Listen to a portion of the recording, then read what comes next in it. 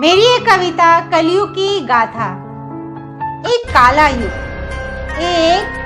युग, एक दूजे साथ कलेश का युग, सभी के मन में असंतोष का युग, शारीरिक रूप से रोगी और मानसिक रूप से दुखी का युग, इसी को कहा गया है कलयुग।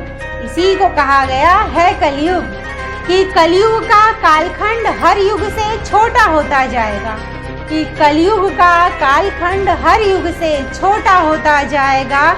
इस युग में पाप इतना बढ़ जाएगा कि सृष्टि का संतुलन बिगड़ता चला जाएगा।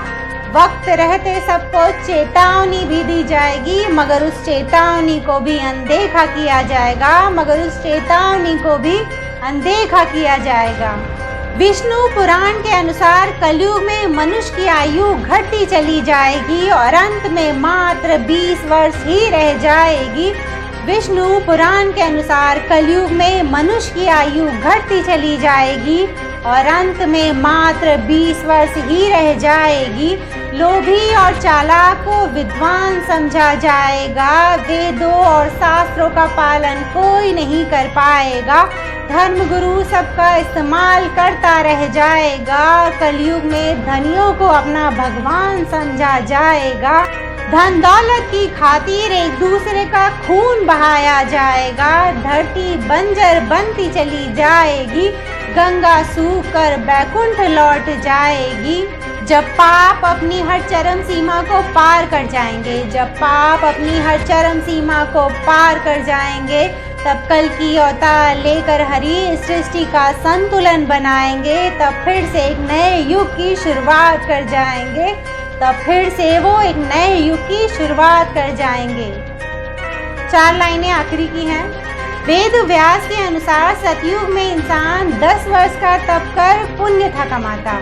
वेद व्यास के अनुसार सतयुग में इंसान 10 वर्ष का तप कर पुण्य था कमाता और त्रेता युग में 1 वर्ष का तप ही था रंग लाता और द्वापर युग में 1 महीना ही काफी हो जाता, मगर कलयुग में 1 दिन का तप भी रंग ले आएगा, उसे परम मुक्ति तक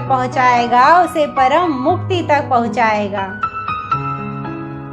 ये फायदा था कलयुग में कि जब घोर कलयुग आ जाएगा तब 1 दिन भी अगर आप श्रद्धा से भगवान का नाम ले लेंगे तो वो आपको परम मुक्ति तक पहुंचाएगा। ऐसा वेद व्यास जी ने अपनी एक किताब में लिखा था। और मैं आप सबको ये भी बताना चाहती हूँ कि ये जो अभी टाइम चल रहा है इसे हम कलयुग की शुरुआत में हैं। अभी जो हमारा वक्त बीत रहा है वो कलयुग की शुरुआत वाले चरण में अभी हम हैं। ये कलयुग की शुरुआत ही है कि आप अपने माता पिता की इज्जत नहीं कर रहे हैं। ये कलयुग ही तो है कि यहाँ अगर बड़े बड़े अभिनेता बीमार हो जाते हैं तो उनकी तस्वीर रखकर उनके भगवान बनाकर उनके लिए हवन किया जाता है।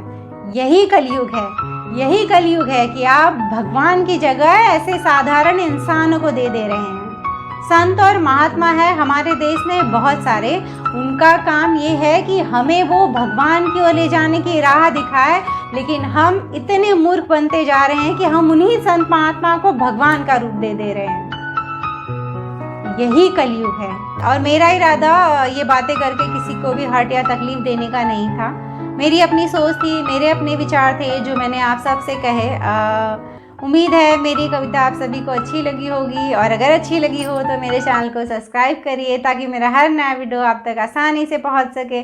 चलती हूँ, एक और नए वीडियो में आप सबसे मेरी मुलाकात रहेगी। तब तक उसकी हर बात पर ध्यान देते रहिएगा। किसकी?